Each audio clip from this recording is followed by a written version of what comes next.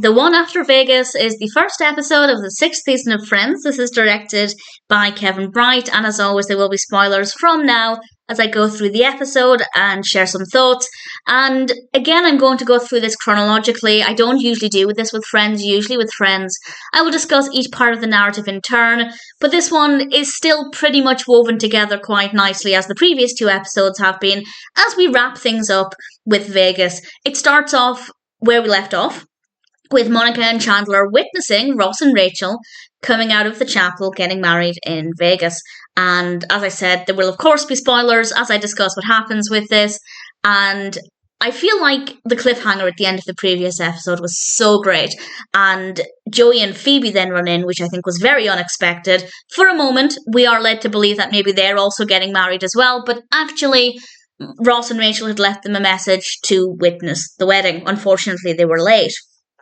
And Phoebe says that it's not a real marriage anyway. If you get married in Vegas, you're only married in Vegas. She learns that that's not true. There's a joke there that maybe she's currently already married to somebody, but then she was married to the ice dancer. So does that mean she married somebody between then and now when she's been to Vegas?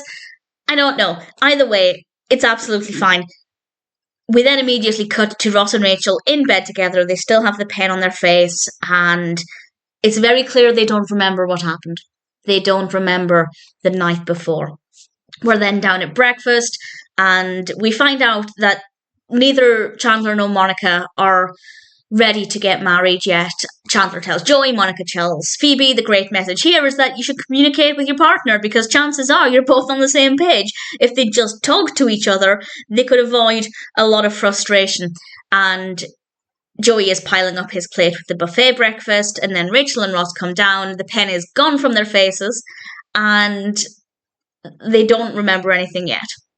And then the guys point out they got married, and the response is amazing. They are so in sync with their response, which is just, it's so beautiful. The performances there are fantastic.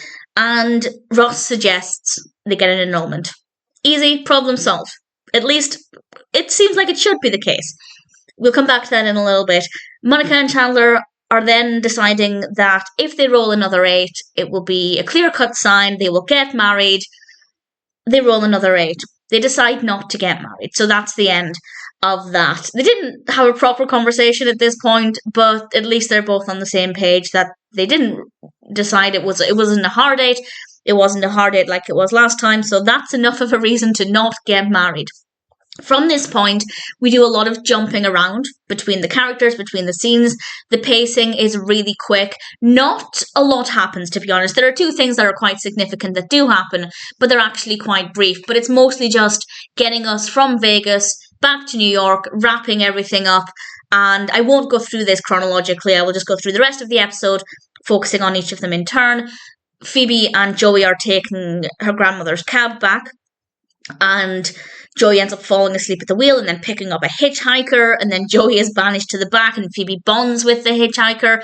It's nice. It's a nice way to make that part of the journey a little bit more interesting than if it was just Phoebe and Joey. I didn't mind it. It was okay. Chandler and Monica eventually talk to each other, and Chandler decides he's ready to move in with Monica, and he suggests it. And I love that. I love that. It actually really seems to be Chandler making all of the first moves in this relationship, which is not like Chandler. And I absolutely love it. I think it's also very telling about just how much he loves Monica, which is really lovely. Monica wasn't understanding what he meant at first, but eventually she gets it. She gives him a key. The key breaks in the door. And this is obviously the start of a new chapter for Chandler and Monica. And we have some interesting episodes revolving around that to come. And then we have Ross and Rachel. And Ross meets Rachel in Central Park. He tells her he's sorted it, doesn't need to worry about it, because his suggestion was to just stay married. That was his original suggestion because he didn't want to go through the annulment. And then obviously she convinced him that staying married would be a terrible idea.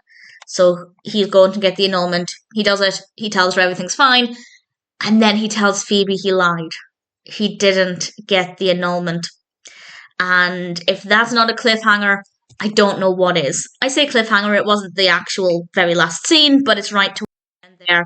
And even though I know what's coming, I'm very excited to watch the next episodes and enjoy that unfolding. It's a really good episode. It's a really nice way to pick up from where we left off, of course, and then tie together all of those parts of the narrative so that we can then move forward. I have no complaints. The one after Vegas is a really solid episode and a good way to start season 6.